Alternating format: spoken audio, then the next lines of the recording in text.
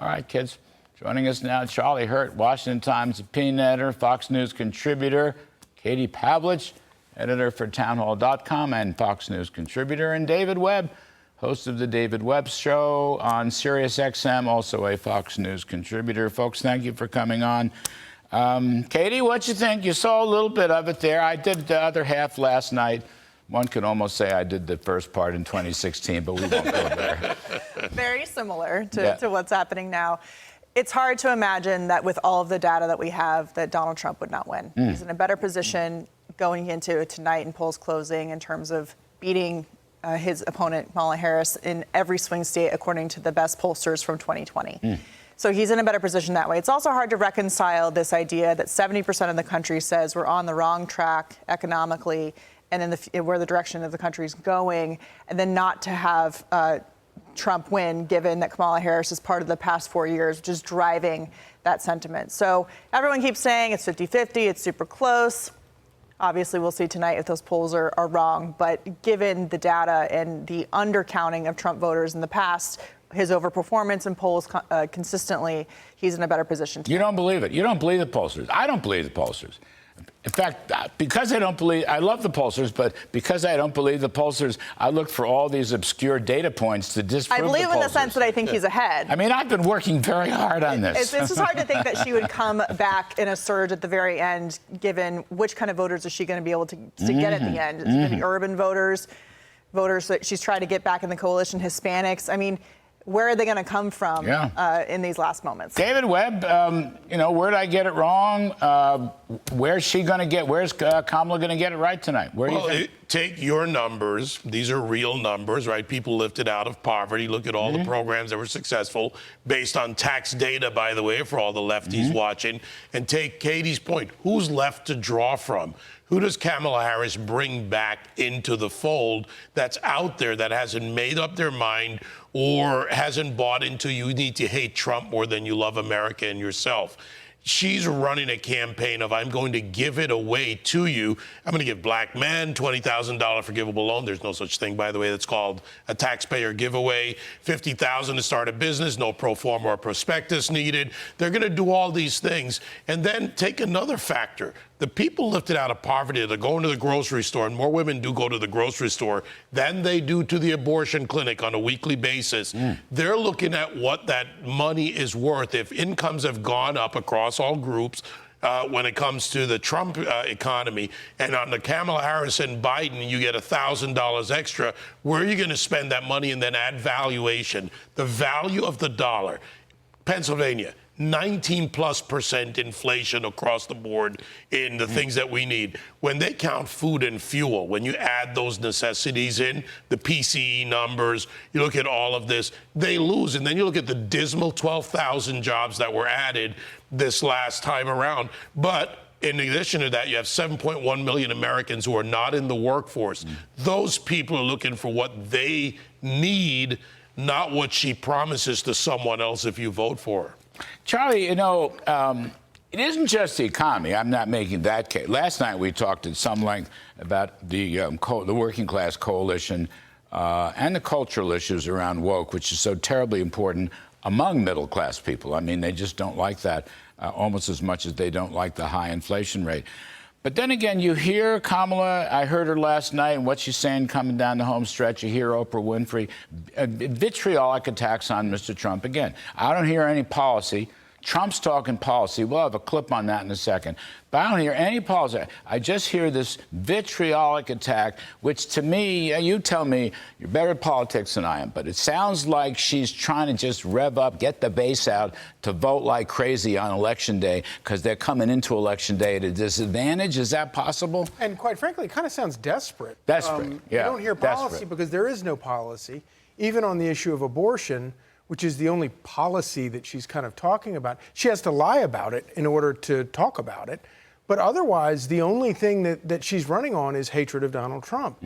And I think that the volume of that, the screechiness of it has increased over the past week as they start to see these numbers. And we've all seen, the only numbers we can look at right now and say for certain are these early vote numbers and where they come from. And the registration. And the registration, yeah, exactly. And every single set of those numbers are really, really terrible for her and really, really good for Donald Trump. And so, obviously we don't know what happens today. If you haven't voted, go out and vote. A couple times. Yeah. And I don't care how far west you are, go out and vote. This is New York. I mean, what? Excuse me. But, you're right. If he wins, and I expect he will win, this is going to be the greatest comeback in American history. This is a guy who will not only revolutionize all of politics, but he's revolutionized the Republican Party. The Republican Party is never going back. And if he succeeds at changing the way Republicans vote and blowing out these early voting numbers, conservatives don't like to vote early. Yeah. If he breaks that and teaches Republicans that actually early voting can be used to Republicans' advantage, to their advantage, far greater than it can be used to Democrats' advantage. Oh my goodness, it's a whole new game. Yeah. And when I look at numbers in places like Florida, obviously Florida is not a place where we're looking at it being a close election or anything, but those early numbers there, they're astonishing. Yeah. And if that holds, that alone, you have to give Trump and the rest of his family, quite frankly, a lot of credit for that. Yeah. Let me just, I'm going to continue this second. Play some sound. Trump in Grand Rapids, he's talking about this golden age of prosperity, and he's also talking policy. Take a listen, please. Roll some tape.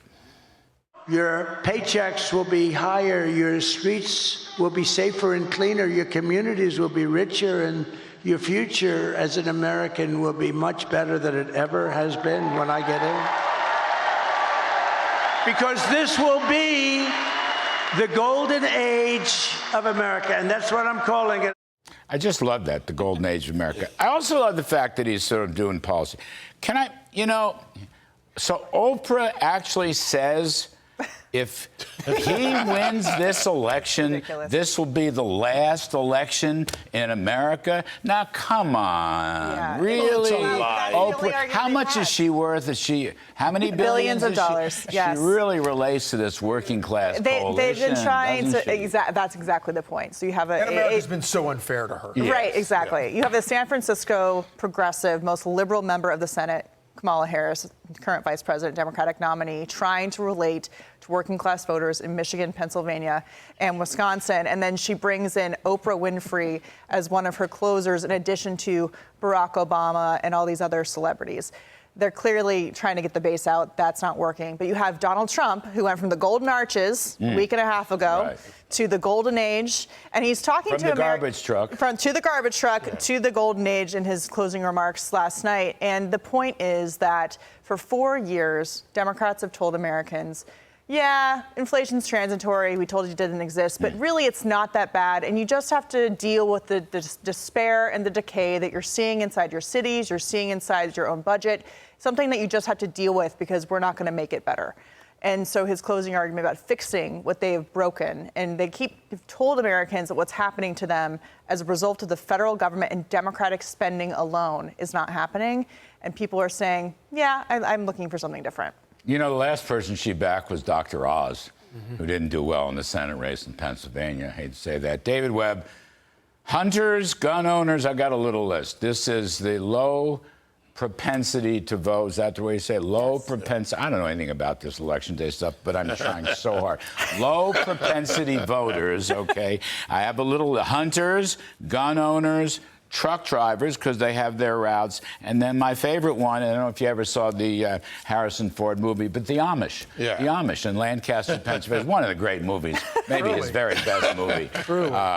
You can critique the movie if you want, but I was just interested, are these groups going to vote today? All right, I have a lot of truckers in my audience. There are about 3.5 million or so long-haul truckers alone in America, and I can tell you that those truckers are out there voting absentee in whatever way, making their routes so they get home.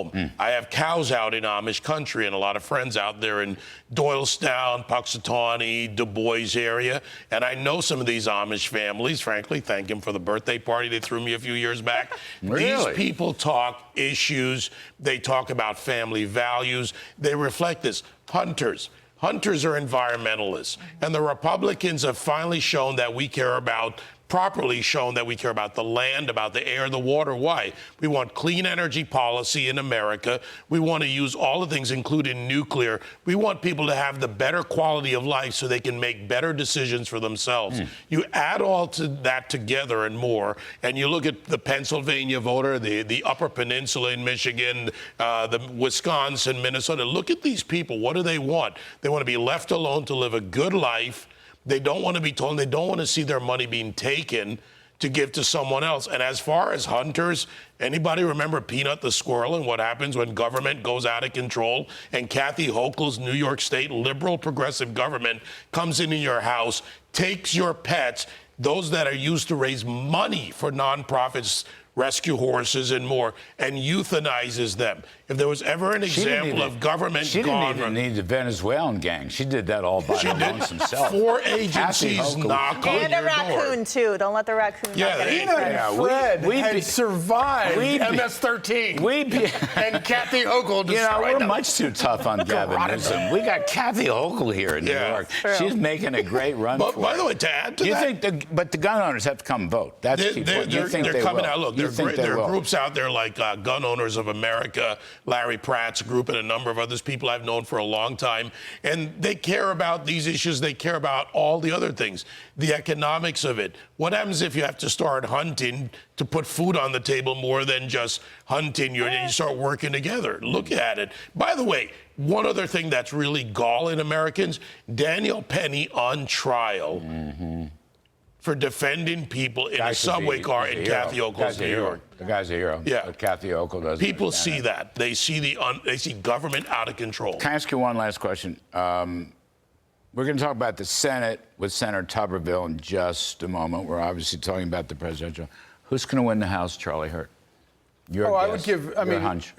my hunch is that Republicans will hold the House and take the Senate. I think it's. I feel very confident about that. You're being and by the way, I think that if Donald Trump wins by a larger margin, which I've kind of all along I've believed that he's going to win by a larger margin, certainly in the pollsters tell you, because they're all lying. They all lie, and they're lying for somebody. And if you don't know who they're lying for, that's even worse, because then you don't know who they're lying for, so you don't know how to handle their poll. If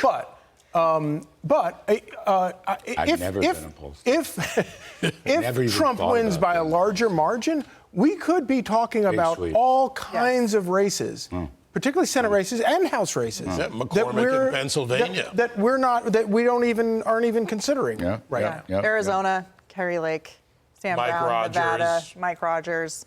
You just mentioned Pennsylvania. Yeah, there's a lot of opportunity. So the cavalry's coming. Help is on the way. And people are voting. That's it. People are voting. Yeah, it's fascinating. Good. I thought I was the only one. I need all three of you. It's terrific. Bolstered me up. Charlie Hurt, Katie Pavlich, David Webb, you're all wonderful. Thank you ever so much.